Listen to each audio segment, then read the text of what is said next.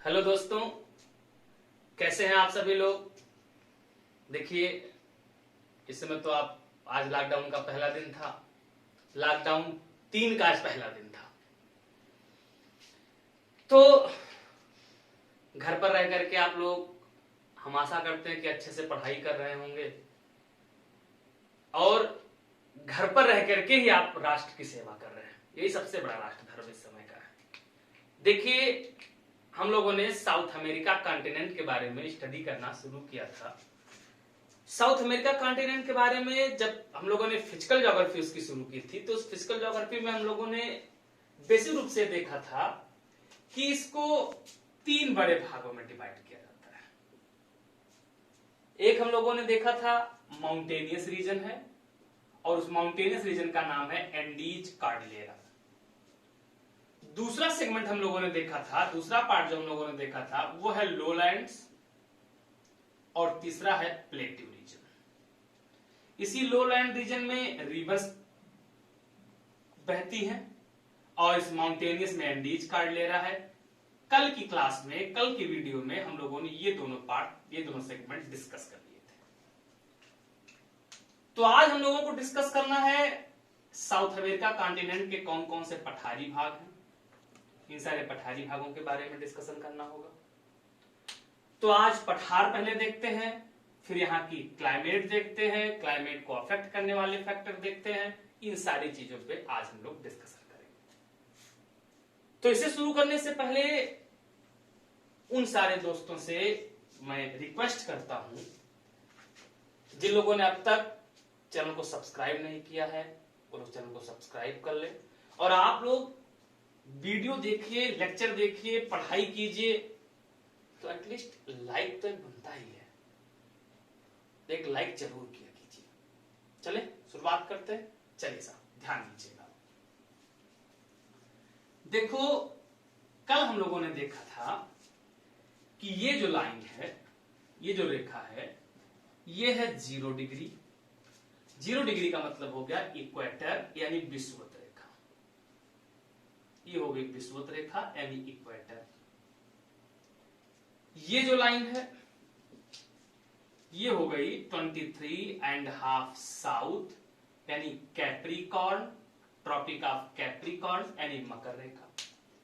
इससे ऊपर यहां नॉर्थ अमेरिका से होके जा रही होगी कैंसर। कैंसर का मतलब कर्क रेखा। अब अगर हम लोग देखें तो इस साउथ अमेरिका कॉन्टिनेंट का अधिकांश भाग ट्रॉपिकल रीजन में आता है, और इस कैंसर के बाद का जो क्षेत्र है, ये कैप्रिकॉर्न के बाद का जो क्षेत्र है, ये टेम्परेट रीजन में आता है यानी शीतोष्ण है। और ये कैसा है? उष्ण है। अब अगर हम लोग पहले यहां की प्लेट्यू की बात करें, पठारों की बात करें, तो हम सबको पता है कि वास्तव में पठार क्या होता है। तो अगर हम लोग पठार की बात करें यानी प्लेट्यू रीजन की बात करें, तो जो प्लेट्यू है, जो पठार का भाग होता है, इस पठार में आपको सबसे खास बातें देखनी होगी कि ऐसे स्थल का भाग है, और अगर स्थल से ये दूसरे श्रेणी का उच्चावच होता है, और इसका शीर्ष कैसा होता है, तो इसका शीर्ष फ्लैट होता है यानी समतल होता है। और अगर इसका शीर्ष समतल है, फ्लैट है, तो इसको हम लोग क्या बोलेंगे? प्लेट्यू बोलते हैं, पठार बोलते हैं। और देखिए, एक और खास बात यह है कि जैसे ही लॉकडाउन समाप्त हो जाएगा, फिर से कोचिंग संस्थान को ओपन करने का मौका सरकार की ओर से मिलेगा। हम लोग फिर से संस्थान में आकर के और ऑफलाइन क्लास फिर से शुरू की जाएगी और अच्छे से फिर से पढ़ाई की जाएगी। ये बात समझ पा रहे हैं? अब ये डिपेंड करता है कि लॉकडाउन जल्दी खत्म हो और हम फिर से ऑफलाइन आकर के यानी क्लास में आकर के इंटरेक्शन करके, रूबरू होकर के, आमने सामने बैठ के पढ़ा जाए। लेकिन ये कब संभव हो सकता है? जब कोविड-19 खत्म हो, कोरोना खत्म हो, और फिर से सरकार ये मोहलत दे, कोरोना इस बात की इजाजत दे कि हम लोग फिर से ऑफलाइन क्लास शुरू कर पाए। ये बात समझ पा रहे हैं? अच्छा चलिए देखिए, तो जो पठार है प्लेट्यू है, ये कैसा होता है? द्वितीय श्रेणी का उच्चावच होता है और इसका शीर्ष कैसा होता है? समतल होता है। वो क्या कहलाता है? पठार कहलाता है। साउथ अमेरिका कॉन्टिनेंट की एक सबसे खास बात यह है कि यहां पर जो हमको पठार मिलेगा, वो पठार कैसा मिलेगा? तो यहां जो हमको पठार मिलेगा, एक पठार मिलेगा, वो होगा पर्वत पदीय पठार। पर्वत पदीय पठार का मतलब ये होता है कि जैसे मान लीजिए आप, ये माउंटेन का रीजन है और अगर माउंटेन रीजन पर आपको इसकी पदस्थली पर, इसके पैरों पर अगर कोई पठार का भाग मिल जाए, तो ऐसे पठारी भाग को हम लोग बोलते हैं पर्वत पदीय पठार। कौन सा पठार बोलते हैं? पर्वत पदीय पठार बोलते हैं। और हम लोगों को साउथ अमेरिका कॉन्टिनेंट में पर्वत पदीय पठार का सबसे बेहतरीन एग्जाम्पल है, वो है प्लेट्यू ऑफ बोलीविया, यानी बोलीविया का पठार। कहां का पठार? तो जो बोलीविया का पठार है, प्लेट्यू ऑफ बोलीविया जो है, ये किसका एग्जाम्पल है? तो पर्वत पदीय पठार का एग्जाम्पल है बोलीविया का पठार। किसका? पर्वत पदीय पठार। दूसरा पेंटागोनिया का पठार। किसका? तो जो पेंटागोनिया का पठार है, ये भी कैसा है? पर्वत पदीय पठार है। क्यों? क्योंकि ये पूरी सीरीज, जो पूरा रेंज फैला हुआ है, ये कौन है? एंडीज कार्डिलेरा है। और चूंकि ये एंडीज कार्डिलेरा है, तो एंडीज कार्डिलेरा के ये फुट पर स्थित है, पैरों पर स्थित है, तो नाम क्या हो गया? बोलीविया का पठार। ये कौन सा है? बोलीविया का पठार। किसका एग्जाम्पल है? पर्वत पदीय पठार का। पेंटागोनिया का पठार किसका एग्जाम्पल है? पर्वत पदीय पठार का एग्जाम्पल। और उसके बाद अगर और पठार हम लोग देखें, तो एक पठार ये है गुयाना का पठार। किसका पठार? गुयाना का पठार। और उसके बाद अगला प्लेट्यू है ब्राजील का पठार। कौन सा पठार? तो ब्राजील का पठार। ये भी कैसा है? Plateau region. अब इन सारे पठारों के बारे में अगर हम लोग देखें, तो गुयाना के बारे में हम लोगों ने कल डिस्कशन किया था। विशेष रूप से इस गुयाना के पठार से जो नदी जाती है, वो नदी कौन सी है? ओरिनिको की सहायक कैरो।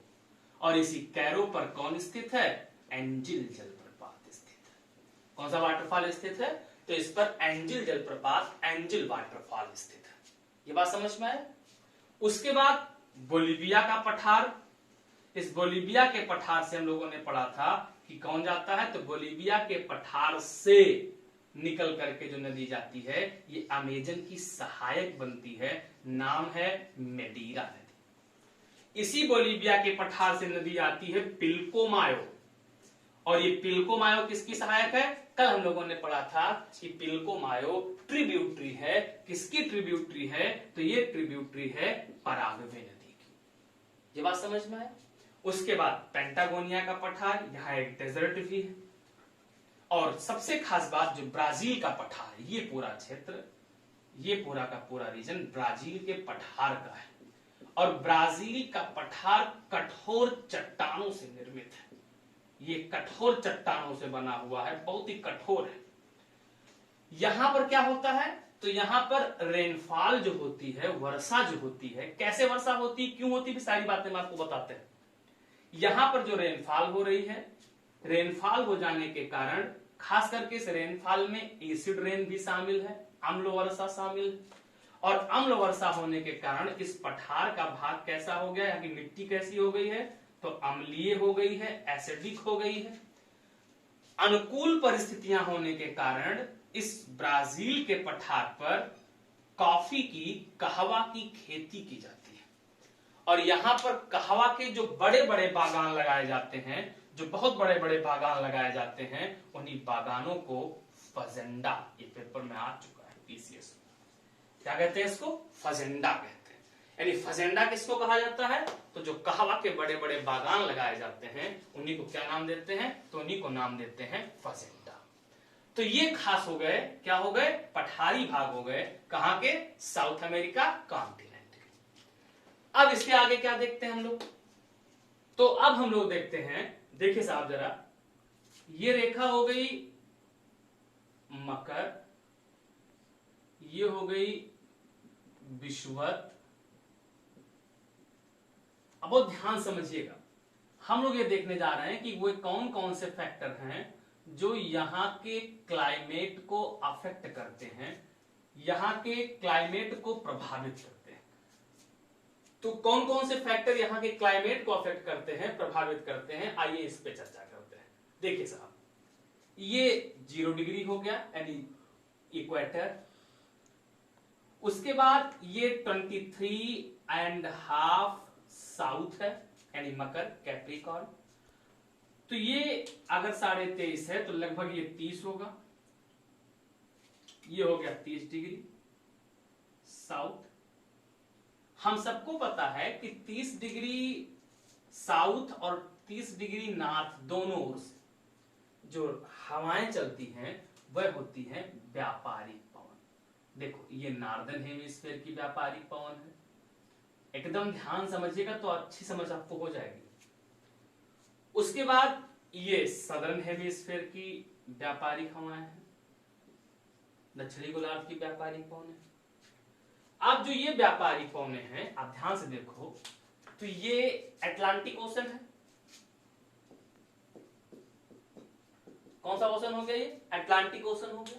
तो अगर ये अटलांटिक ओशन हो गया तो ये जो हवा चलेगी, ये जो पवन आएगी, ट्रेड विंड आएगी, तो ये ट्रेड विंड जब अटलांटिक से होकर के आगे बढ़ करके आएगी और ये भी अटलांटिक से होकर के आएगी, तो यहां से ये वाष्प लेकर के, जलवाष्प लेकर के जब साउथ अमेरिका के लैंड पर एंट्री करेगी, खास करके ये जो रीजन है, ये जो रीजन आपको दिख रहा है, ये कौन हो गया? ब्राजील का पठार। तो जब ये ब्राजील के पठार पर आकर के टकराएगी, तो यहां पर आकर के जब यहां टकराएगी तो टकराने के साथ साथ ये ब्राजील के पठार पर चढ़ने का प्रयास करेगी, और जब ब्राजील के पठार पर चढ़ने का प्रयास करेगी तो यहां तुरंत बादल का निर्माण होगा, और बादल का निर्माण करके क्या करेगी? रेनफॉल करेगी। ऐसे ही ये व्यापारिक पवन भी क्या करेगी? जब ये गुयाना के पठार के क्षेत्र की ओर से इसमें प्रवेश करने का प्रयास करेगी तो यहाँ क्या करेगी? यहाँ पर वर्षा कराएगी। ध्यान दीजिएगा, यही व्यापारिक पवन इस रीजन में आपको एकदम लो लैंड, क्योंकि ये अमेजन नदी जा रही है, ये अमेजन का क्षेत्र है, तो यहाँ पे पठारी भाग नहीं है, ये लो लैंड होगा। इधर से पठार, इधर से पठार, बीच में निचला भाग मिलेगा, और जब बीच में निचला भाग मिलेगा तो यही ट्रेड विंड इसमें एंट्री करने का प्रयास करेगी। और ये रीजन कौन सा है? इक्वेटर। और हम सब लोगों ने पढ़ लिया है कि जैसे मान लो कि ये इक्वेटर का रीजन है, ये 0 डिग्री है, यहां पर जब ट्रेड विंड पहुंचेगी या हवाएं पहुंचेंगी तो ये गर्म होकर के क्या करेंगी? ऊपर उठेंगी, और जब ये गर्म होकर के टेम्परेचर को पा करके ऊपर उठेंगी, हाई टेम्परेचर होने के कारण ये जब गर्म होकर के ऊपर उठेंगी तो फिर धीरे धीरे क्या होंगी? ठंडी होंगी, और ठंडे हो जाने के बाद किसका निर्माण करेंगी? बादल का। और फिर ये बादल क्या करेंगे? वर्षा कराएंगे, और जब ये वर्षा कराएंगे तो यहां पर कौन सी वर्षा होगी? समवहनीय वर्षा होगी, कन्वेंशनल रेनफॉल। कहां पर? इस इक्वेटोरियल रीजन में यहां पर कौन सी वर्षा होगी? तो इस इक्वेटोरियल रीजन में जो वर्षा होगी, कौन सी? समवहनीय वर्षा होगी, यानी कन्वेंशनल रेनफॉल होगा। तो इस पूरे इक्वेटर के रीजन में, इस पूरे क्षेत्र में जो जलवायु मिलेगी, जो क्लाइमेट मिलेगी, वो कौन सा क्लाइमेट हो जाएगा? विषुवत रेखीय जलवायु। कौन सी जलवायु हो जाएगी? तो विषुवत रेखीय जलवायु हो जाएगी, इक्वेटोरियल क्लाइमेट मिलेगी। इक्वेटोरियल क्लाइमेट मिलेगी, इस जलवायु में सदा बहारी बन पाए जाएंगे। कौन से बन पाए जाएंगे? तो इसमें सदाबहारी बन पाए जाएंगे। इसी सदाबहारी बन को यहाँ स्थानीय नाम दिया जाता है सेलवास, और इसी को कहते हैं पृथ्वी का फेफड़ा।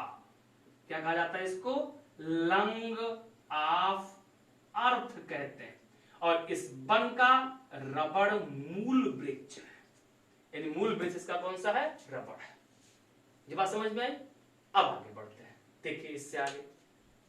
अगर इससे आगे हम लोग बढ़े, एकदम अच्छे समझना, तो पहली बात हम लोगों ने देखा कि अगर क्लाइमेट का क्लासिफिकेशन हमको देखना है तो कौन कौन से फैक्टर अफेक्ट करते हैं। इसमें एक फैक्टर हम लोगों ने देखा रेनफॉल, एक कौन सा हो गया? वर्षा।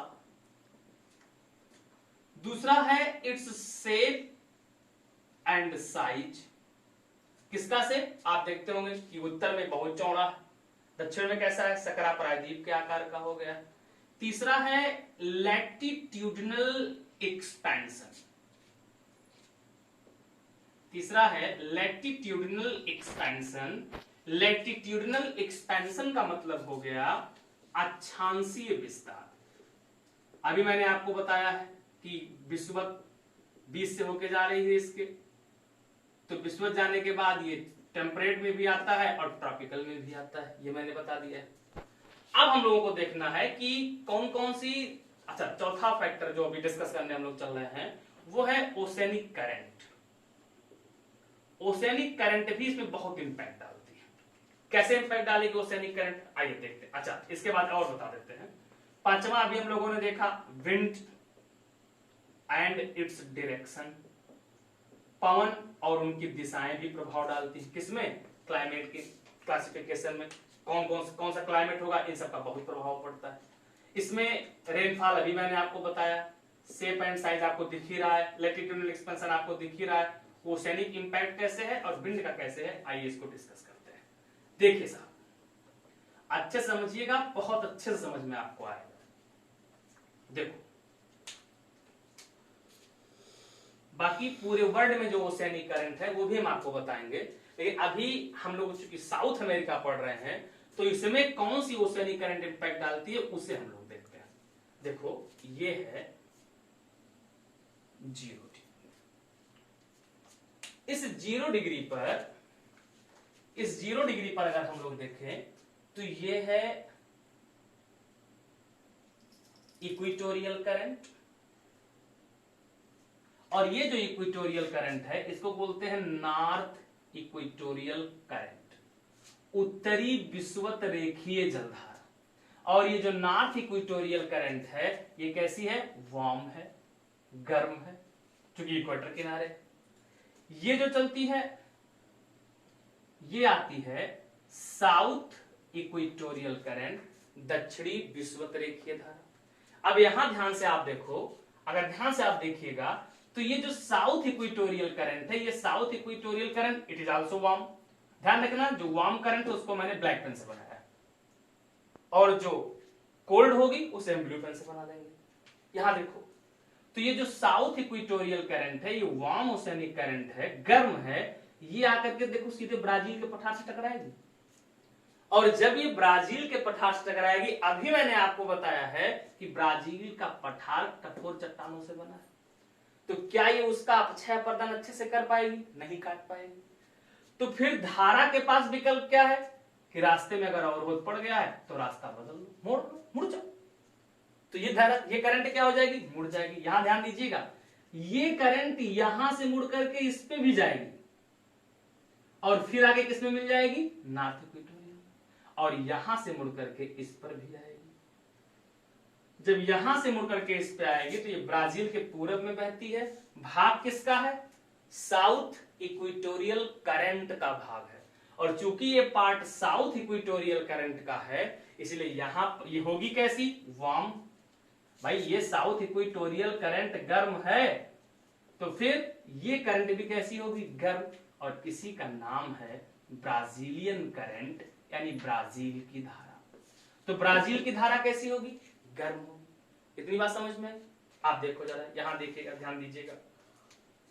ये जो नॉर्थ इक्वेटोरियल करंट है ये आगे बढ़ती हुई चली जाएगी, कहां चली जाएगी, तो मैक्सिको की खाड़ी में आएगी, यहां से आगे बढ़ करके गल्फ स्ट्रीम बनेगी, वो अलग लोग बढ़ेंगे। अभी केवल साउथ अमेरिका से मतलब है। तो एक बात आपको इतना क्लियर पता चला कि इस गुयाना के पठार की ओर भी कौन चलेगी, वार्म ओसेनिक करंट बह रही।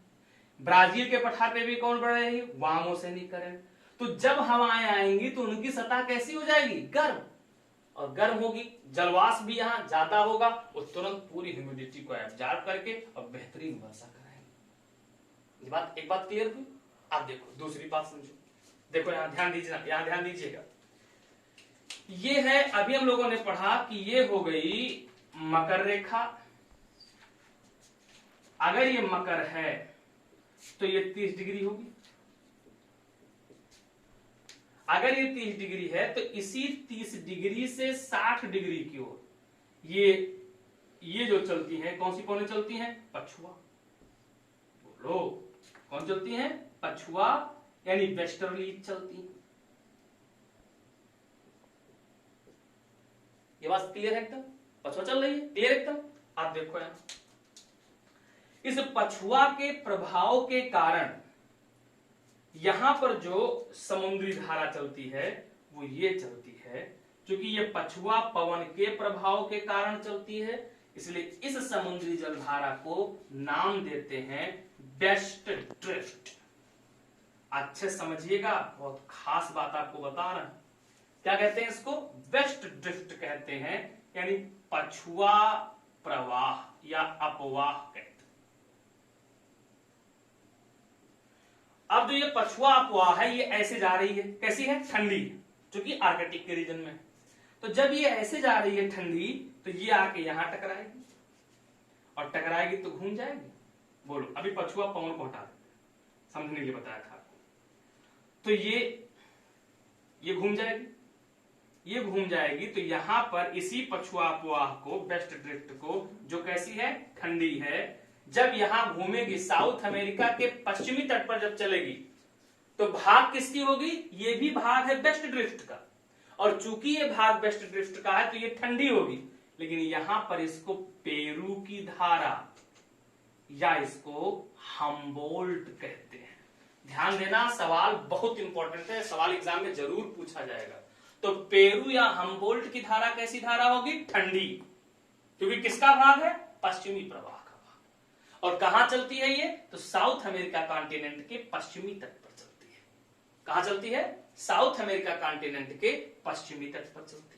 जब ये आगे बढ़कर के आएगी, आगे बढ़कर के जब ये आएगी, अभी से बहते हुए जब ये आगे बढ़कर के आएगी, तो ये किसका पार्ट बन जाएगी? साउथ इक्वेटोरियल करंट का भाग बन जाएगी, गर्म हो जाएगी। ये बात समझ में आए? यही जलधारा जब आगे बढ़ के आएगी, यहां से घूमेगी किस पर? किसका भाग है? वेस्ट ड्रिफ्ट का भाग है, पछुआ प्रवाह का भाग है। तो कैसी होगी? कोल्ड होगी, ठंडी होगी। कैसी होगी?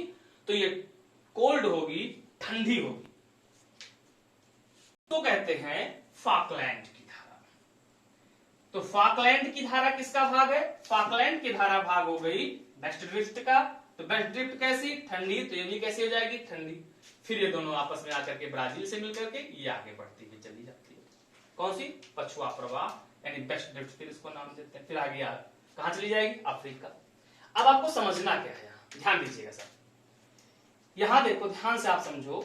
तो ये पार्ट आपको जो दिख रहा है, ये पार्ट आपको दिख रहा होगा पेरू हम्बोल्ट कैसी? ठंडी। अगर ठंडी जलधारा है, यहां से जो हवा चलती है, यहां से जो पवन चल रही है, ये अभी हम लोगों ने पढ़ा था पछुआ है। तो अगर पछुआ यहां से आगे बढ़ेगी, तो यहां पे सतह जब ठंडी होगी, तो क्या इसको वाष्प ज्यादा मिल पाएगा? जल वाष्प, ह्यूमिडिटी मिल पाएगी? नहीं। और जब अच्छी ह्यूमिडिटी नहीं मिल पाएगी, तो क्या यहां वर्षा ज्यादा होगी? नहीं हो पाएगी, वर्षा नहीं होगी। हाँ, कभी कभी वर्षा होगी। वर्षा कब हो जाएगी ये आपको हम बता रहे हैं। देखो, वर्षा होगी कब? इससे वर्षा हो पाएगी कब? इसके लिए थोड़ा सा कॉन्सेप्ट आपको समझना है, ध्यान दीजिए। तो आज इसको बता देते हैं, आपको समझ में आ जाए कॉन्सेप्ट क्या है इसका, कि इस पछुआ के द्वारा इस चिली के पश्चिमी तट पर वर्षा कब होगी। देखो यहां समझो थोड़ा सा, देखिए। अगर हम लोग पृथ्वी के वार्षिक गति के बारे में देखें, तो हम सबको इतना पता, चलो इसे बताते हैं। अगर पृथ्वी के वार्षिक गति के बारे में देखें, तो हम सबको यह पता है कि 22 ऑफ दिसंबर, 22 दिसंबर को सूर्य कहां लंबवत चमकता है? मकर रेखा पर। और जब 22 दिसंबर को सूर्य मकर रेखा पर लंबवत चमकेगा, तो वह यहां की सतह कैसी होगी? गर्म होगी। तो ये रीजन कैसा हो जाएगा? गर्म हो जाएगा। और जब ये रीजन गर्म होगा, तो गर्म हो जाने के कारण, सूर्य यहां आने के कारण, इसका यहां पर ITCZ थोड़ा सा दक्षिण में शिफ्ट हो। तो जब थोड़ा सा दक्षिण में शिफ्ट होगा, तो ये जो विंड का फ्लो है, ये जो आप देख रहे हो 30 डिग्री से, ये 30 डिग्री से थोड़ा सा और दक्षिण की ओर 35 तक पहुंच जाएगा। सतह कैसी हो जाएगी इसकी? अपेक्षाकृत गर्म हो जाएगी। और जब सतह अपेक्षाकृत गर्म हो जाएगी तो इवेपोरेशन का मान बढ़ेगा, तब इस पिंड को कहां मिलेगी, तब इस पिंड को इवेपोरेशन, इसको जलवाष्प मिलेगा और ये आकर के यहां पर वर्षा कराएगी। क्या करेगी, यहां पर रेनफॉल होगी। तो खास करके जहां पर कोल्ड ओशनिक करंट आपको मिल जाएगी, कोल्ड ओशनिक करंट होगी, सतह ठंडी रखेंगे, वर्षा का मान कम रखेंगे।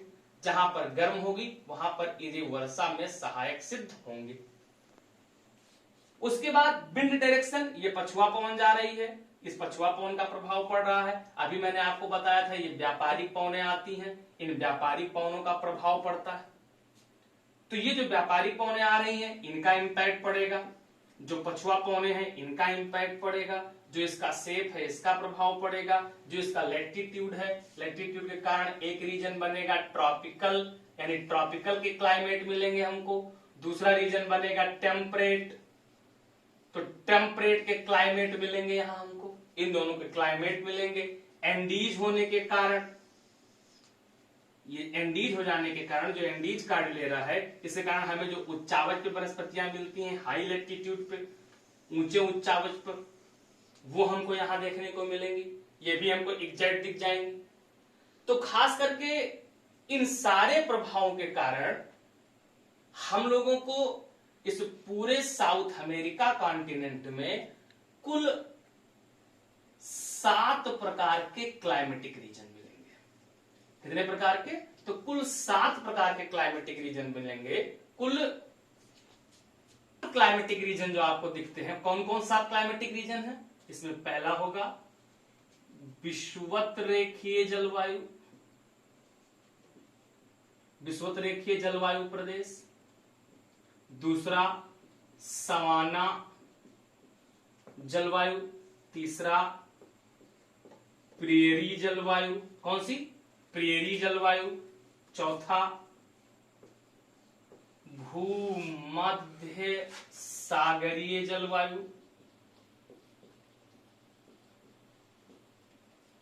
पांचवा मरुस्थलीय जलवायु, कौन सा, मरुस्थलीय जलवायु। के बाद है उष्णकटिबंधीय जलवायु, और उष्णकटिबंधीय के बाद है शीतोष्ण महासागरीय जलवायु।